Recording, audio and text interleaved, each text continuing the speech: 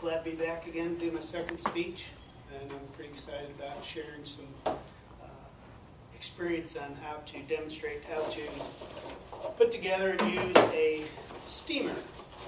As everyone may know, steam is pretty important in the world, in the business world, and in home use.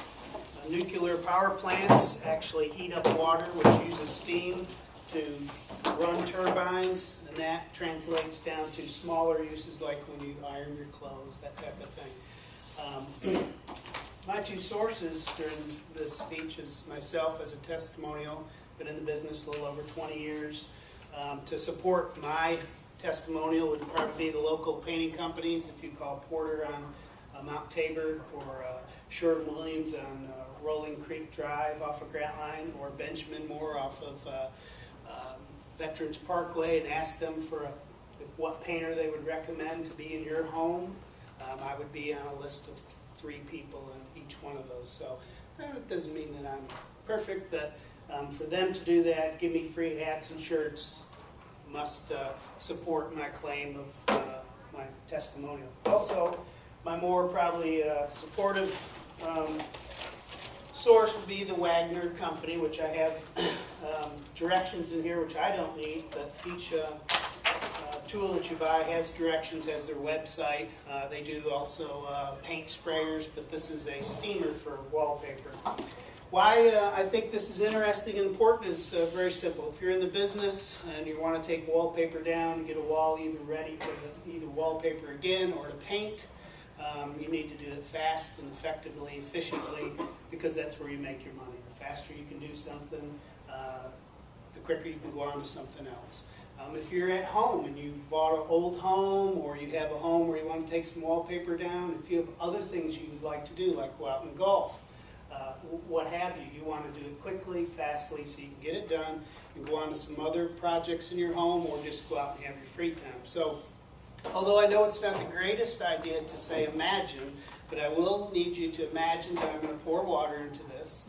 I'm going to need you to imagine that there's wallpaper behind me, and I'm going to ask you to imagine that I have a drop cloth here, a canvas drop cloth. And how you do this efficiently and effectively is fairly simple.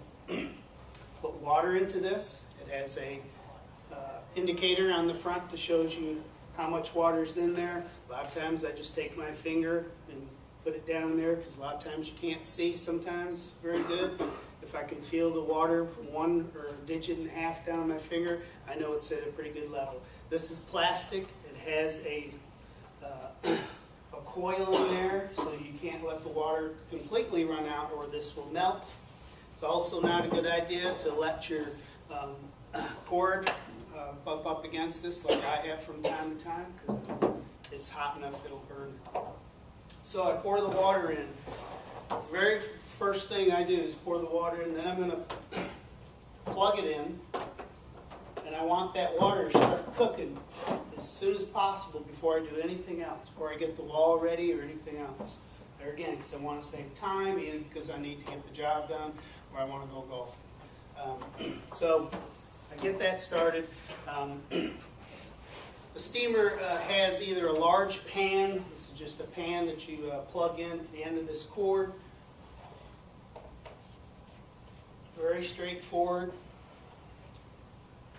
But this part here, there's a little bit of a lock. You got to feel it till it finally, there, you can feel it locked in there, and then you just tighten this down. Again, this whole time the water's heating up. If you have smaller areas or a border, you just, let's say you have a border around a bedroom or a kitchen or a little hallway or a bathroom, what have you. You don't need this one, or an area that's too small for that. Usually they come with a smaller one. And over time, and when 2 of my brain cells collided one time and I came up with an idea, there's areas sometimes that the little wallpaper is in between 2 pieces of wood and it's only that big, a little strip. Obviously this is too big, that's too big. It finally dawned on me several years ago, I can just leave this off completely and just take this straight on in those little tiny spots to get the wallpaper off. The reason again that I'm suggesting that the best efficient use of putting this together first is you want that water cooking first, then you get your area that you're going to work on ready. The canvas drop cloth, a lot of times you see them spread out like this. Some of them are 3 and 4 feet wide, 9, 12 feet long. But for wallpaper, you want to roll it up just like a rolled newspaper and lean it up against the bottom of your wall, because as you're steaming, water's going to be running down the wall. A lot of times you see people that they think they're going to get the wallpaper off real quick with those little hand things that got the little,